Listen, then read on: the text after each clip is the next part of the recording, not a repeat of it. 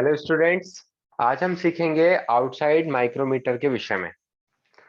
क्योंकि आईटीआई में जितनी भी मैकेनिकल ट्रेड्स हैं, टर्नर हुई, फिटर हुई, मशीनिस्ट हुई, और भी कई ट्रेड्स होती हैं जहाँ पे माइक्रोमीटर का यूज बहुत ज़्यादा यूज किया जाता है। तो हम आज आउटसाइड माइक्रोमीटर के विषय में सीखेंगे। ठीक है, कैसे उसकी रीडिंग लेते हैं, कौन कौन से उसके पार्ट्स होते हैं, इन सभी विषय में जानकारी लेंगे। तो स्टार्ट करते हैं। सबसे पहले हम फ्रेम की बात करते हैं। ये जो सी आकार का बना है, ये क्या होता है? फ्रेम होता है। ये कास्ट आयरन का बना होता है और इसी पे जो भी माइक्रोमीटर होते हैं, आउटसाइड माइक्रोमीटर, आपको बताना चाहेंगे कि आउटसाइड माइक्रोमीटर अलग होते हैं और इनसाइड माइक्रोमीटर अलग होते हैं। आउटसाइड माइक्रोमीटर से हम किसी भी जॉब का जो राउंड जॉब होता है उसका बाहरी व्यास चेक कर सकते हैं, और जो इंटरनल माइक्रोमीटर होता है उसके माध्यम से हम कोई होलो जॉब होता है जिससे पाइप होता है उसका भीतरी व्यास या अंदरूनी व्यास चेक कर सकते हैं। तो अपन आउटसाइड माइक्रोमीटर की बात कर रहे हैं और आज उसी के विषय में जानकारी ले रहे हैं। आउटसाइड माइक्रोमीटर 25-25 की रेंज में आते हैं। जैसे इसके फ्रेम पे लिखा होता है, जो कि जैसे ये माइक्रोमीटर है 0 से 25 mm।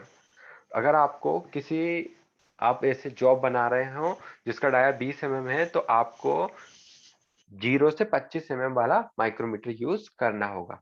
ठीक है, तो सबसे पहले इसके विषय में थोड़ा सा समझ लेते हैं। माइक्रोमीटर एक प्रिसीजन इंस्ट्रूमेंट है जिसकी एक्यूरेसी होती है 0.01 mm। कितनी होती है? 0.01 mm। इसको माइक्रोमीटर की लिस्ट काउंट कहते हैं। क्या कहते हैं? एक्यूरेसी वही होती है जो भी किसी भी इंस्ट्रूमेंट, जो भी प्रिसीजन इंस्ट्रूमेंट होते हैं, उससे कम जो माप लिया जाता है उसको कहते हैं लिस्ट काउंट। तो माइक्रोमीटर की लिस्ट काउंट क्या होती है? 0.01 mm। और अपन वर्नियर कैलिपर से 0.02 mm की शुद्धता में माप सकते हैं। और वर्नियर कैलिपर के बाद अगर ज्यादा शुद्धता में किसी जॉब को बनाना होता है तो माइक्रोमीटर का यूज किया जाता है ना। अब इसके पार्ट्स के विषय में अपन समझते हैं। यह हो गया फ्रेम, जिसपे लिखा होता है कि ये कितने से कितने रेंज का माइक्रोमीटर है। 0 से 25 mm का माइक्रोमीटर है ये। अगर ये 0 से 50 mm माइक्रोमीटर होता तो यहाँ पे लिखा होता है 25 से 50 लिखा होता है, क्योंकि 25-25 की रेंज में आते हैं। ठीक है। हम्म। और इसके बाद ये जो होता है फ्रेम के कॉर्नर में जो होता है, एनवेल होता है। एनवेल। और ये इसके बाद ये स्पेंडल होता है, जिसको जो स्पेंडल जो होता है ये पीछे थिम्बल है, जिसपे थिम्बल पे निशान जो ग्रेजुएशन लाइनें होती हैं वो बनी होती हैं, और स्लिप पे लाइनें बनी होती हैं। ग्रेजुएशन लाइनें बनी होती हैं जो अपन आगे समझेंगे। केवल ये स्लिप पे जो लाइनें बनी होती हैं, जैसे ये बेरल और स्लिव है, इस पे लाइनें बनी होती हैं जो भी ग्रेजुएशन होते हैं उनको समझना है अपन को। और ये थिम्बल है, थिम्बल की लाइनों को समझना है। ठीक है, तो ये थिम्बल हो गया जो घूमता है, और ये बैरल या स्लिप हो गई। ठीक। इसके बाद ये पीछे जो दिया होता है ये रेचेट स्टॉप होता है। तो रेचेट स्टॉप का क्या काम होता है? किसी भी जॉब को जब अपन मापते हैं तो एक समान दबाव बनाने के लिए यूज किया जाता है। ये बहुत से एग्जामों में भी आता है ये क्वेश्चन कि रेचर्ड माइक्रोमीटर के रेचर्ड का क्या कार्य होता है। तो एक समान दबाव के लिए रेचर्ड का प्रयोग किया जाता है। इसके बाद आप जो भी रीडिंग लेते हो उसको लॉक करने के लिए होता है स्पेंडल लॉक, है ना। जैसे आप जॉब बना रहे हैं, उसके बाद रीडिंग लेके उसको लॉक कर दोगे और बाहर निकाल के आसानी से आप चेक कर सकते हो। तो अब अपन इसके ग्रेजुएशनों को समझते हैं। पार्ट्स सभी समझ गए होंगे बिल्कुल अच्छे से, है ना। तो अपन आगे चलते हैं। और हाँ, एक चीज आपको बताना और है कि ये जो एनविल और स्पेंडल होता है, यहाँ इनके फेसों पर कार्बाइड की परत चढ़ी होती है। क्योंकि जब अपन बार बार जॉब को चेक करते हैं तो जो उनके फेसों की घिसे ना, इसलिए कार्बाइड की परत चढ़ा दी जाती है ना। और ये जो स्पेंडल होता है, ये स्पेंडल पीछे थिम्बल के अंदर एक स्पेंडल होता है, बैरल, ये बैरल है, बैरल के अंदर एक ये जो स्पेंडल है पीछे तक गया है, जिसमें चूड़ियां कटी होती हैं, जिसकी पिच होती है 0.5 mm। कितनी होती है? 0.5 mm। ये भी कोई जब इंटरव्यू में आपसे कोई पूछ सकता है कि माइक्रोमीटर के जो स्पेंडल में चूड़ियां कटी होती हैं वो पीछे कटी होती है, ठीक है, जिन पे ये थिम्बल घूमता है ना, इसके अंदर चूड़ी कटी होती है, वो होती है। उसकी पिच कितनी है होती है, अगर कोई इंटरव्यू में पूछ ले तो बता देना आप कि 0.5 mm की उसमें चूड़ी कटी होती है। इसी कारण से थिम्बल को जब हम एक बार पूरा घुमाते हैं तो वो 0.5 mm आगे बढ़ता है, क्योंकि उसमें चूड़ी जो कटी है वो कितने की कटी है, 0.5 mm, 0.5 पिच की चूड़ी कटी होती है ना, इसीलिए। ठीक है, तो आगे बढ़ते हैं अपन। अब अपन ने इसके पार्ट्स तो समझ लिए, अब अपन इसके ग्रेजुएशनों को समझते हैं। क्या समझेंगे अपन, ग्रेजुएशनों को। ठीक है, तो देखो ये इसके ग्रेजुएशन होते हैं। ये जो लाइन होती है ये डेटम लाइन है। कौन सी लाइन है, डेटम लाइन। डेटम लाइन के ऊपर mm के निशान बने हैं, और डेटम लाइन के नीचे जो होते हैं, नीचे भी निशान बने, ऊपर भी निशान। सबसे पहले हम ऊपर वाले निशानों की बात करते हैं। डेटम लाइन, ये सीधी लकीर जो है वो डेटम लाइन है। ठीक है, तो इसको बोलते हैं मेजर डिवीजन। क्या बोलते हैं, major division on barrel. Barrel है ये पूरा, इसके ऊपर एक एक mm के निशान हैं। ये वाले जो निशान है 1 mm, 2 mm, 3 mm, 4 mm। ठीक है, सभी समझ गए हैं। ये ऊपर जो है वो एक एक mm के निशान है। ठीक है, अब अपन नीचे वाले निशानों की बात करते हैं। तो ये जो नीचे निशान बने हैं इनको बोलते हैं एडिशनल माइनर डिवीजन। क्या बोलते हैं, माइनर डिवीजन बोल सकते हो आप। तो माइनर डिवीजन के जो मान होता है वो कितना होता है, 0.5 mm। कितना होता है, इन लकीरों का मान 0.5 mm होता है, ये नीचे वाली लकीरों का मान। ठीक है, अब अपन ये समझ गए कि ऊपर वाली एक लकीर का मान 1 mm होगा, दो लकीर का मान 2 mm, तीन लकीर का मान 3, और ये चार लकीर का मान 4 mm होगा। ठीक है, और ये एक लकीर का मान 0.5 mm होता है, मतलब यहां से लेके यहां तक की दूरी 1 mm है। अब अपन नीचे आ जाते हैं तो यहां से लेके यहां तक की दूरी 0.5 है। ठीक है, तो एक लकीर का मान कितना होगा, 0.5, ये नीचे वाली लकीर का। ठीक है, ध्यान रखना। अब अपन कहाँ चलते हैं, थिम्बल की लाइनों को समझते हैं। तो ये आ गए अपन थिम्बल की लाइन को समझना है ना। अब यहाँ देखो आप, ये जो लकीर है थिम्बल पे, ये जो ईच थिम्बल डिवीजन 0.01 mm, कितना है, 0.01 mm, मतलब थिम्बल पे 50 लाइनें हैं। कितनी है, 50 लाइनें हैं, जिनकी प्रत्येक एक लाइन का जो मान है, जो एक ग्रेजुएशन का मान है, वो कितना है, 0.01 mm। कितना है, 0.01 mm। अब आप देखो यहाँ पे देख रहे होंगे कि 1 2 3 4 और एक, हाँ 4 mm। कितना दिखा रहा है, 4 mm। 4 mm ऊपर है, हाँ।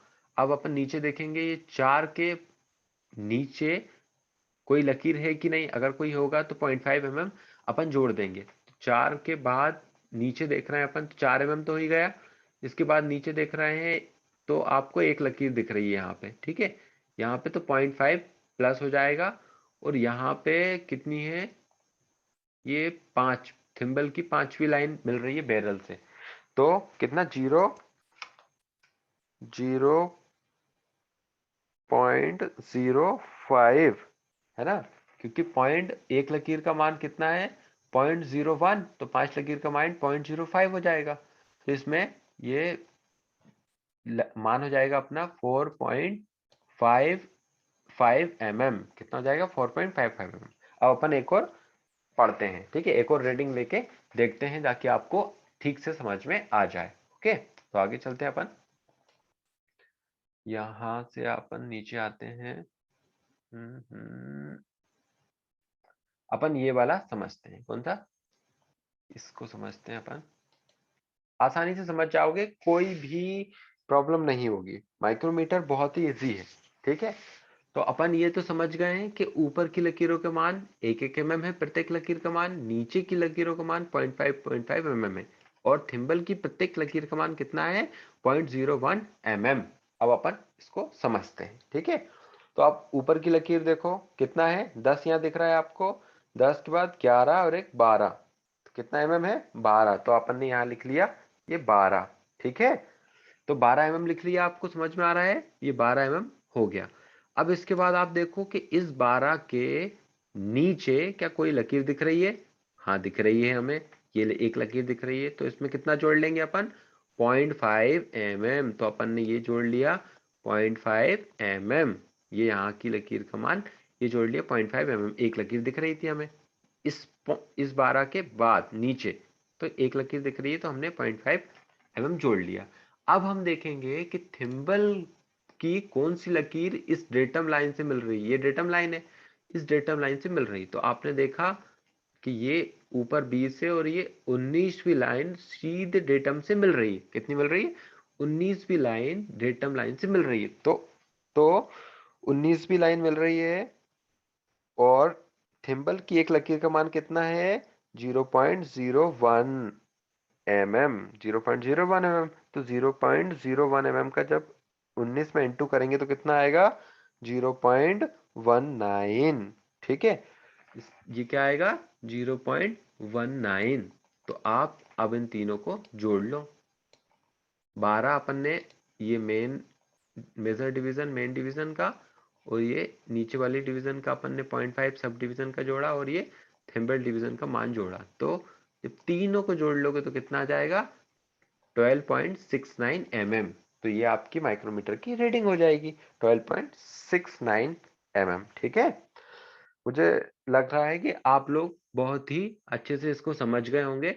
फिर भी हम एक एक्सरसाइज और करेंगे, ठीक है? तो आगे चलते हैं, अपन थोड़ा सा समझते हैं एक और एग्जांपल, ताकि आपको अच्छे से समझ में आ जाए। ठीक, अब देखो, इस चीज को थोड़ा एक बार और समझ लोगे तो कोई भी परेशानी नहीं होगी, आप कहीं भी माइक्रोमीटर को आसानी से समझ पाओगे। ठीक है, तो ये जीरो दिख रहा है आपको, जीरो। अब सब भूल जाओ, फिर से अपन एक और एक्सरसाइज कर रहे हैं। जीरो, जीरो के बाद 1 mm। ठीक है, तो आपके मेजर डिवीजन कितना लिखेंगे अपन? 1 mm दिख रहा है आपको ऊपर? हाँ, तो ये 1 mm लिख लिया आपने, ये लिखा 1 mm। ठीक है, अब इसके बाद देखो नीचे आपको जो माइनर डिवीजन है उसमें एक नीचे वाली लकीर दिख रही है, तो एक के बाद हमें नीचे लिख रही है एक लकीर, तो इसका 0.5 mm अपन ये जोड़ लिया अपन ने, ये लिख लिया 0.5 mm, क्योंकि यहाँ एक लकीर दिख रही थी। ठीक है, तो 0.5 mm जोड़। अगर यहाँ नहीं दिखती तो आप यहाँ 0 0 लिखते हैं। ये अगर लकीर यहाँ नीचे नहीं दिखती, इस 1 mm के बाद नीचे नहीं दिखती, तो आप 0 0 लिखते। ठीक है, यहाँ पे इसके बाद आप देखोगे कि थिम्बल की कौन सी लकीर इस डेटम लाइन से मिल रही है, तो ये 40 है, ये 39वीं लाइन मिल रही है। तो आप वही करोगे, 39 इंटू 0.01, तो करोगे तो कितना आएगा? 0.39। ठीक है, तो ये आप इसे लिखोगे 0.39। अब इन तीनों को जोड़ लोगे तो ये कितना आ जाएगा? 1.89 mm। ये आपकी रीडिंग हो जाएगी। मैं आशा करता हूं कि आप सभी स्टूडेंट्स माइक्रोमीटर की रीडिंग लेना अब सीख जाएंगे बहुत ही आसानी से। कभी भी आप जब भी ट्रेड में जाओ तो अपने जो भी ट्रेनिंग ऑफिसर्स हैं या आप किसी फैक्ट्री में काम करते हैं, तो उस माइक्रोमीटर लेके इन तीनों रीडिंगों को इस तरीके से लिख के, क्योंकि लिखने से क्या होगा, आपको क्लियरिटी रहेगी धीरे धीरे, और जब आप माहिर हो जाएं तो आपको लिखने की जरूरत नहीं पड़ेगी और डायरेक्टली आप किसी भी माइक्रोमीटर पे रीडिंग लेकर बता सकते हैं या देख सकते हैं। तो आप लोग ऐसे ही प्रैक्टिस करते रहो। अगर किसी को कोई प्रॉब्लम हो, कुछ समझ में नहीं आ रहा हो, तो आप मुझे कमेंट कर सकते हो, मैं इसका जवाब जरूर दूंगा। Okay, thank you.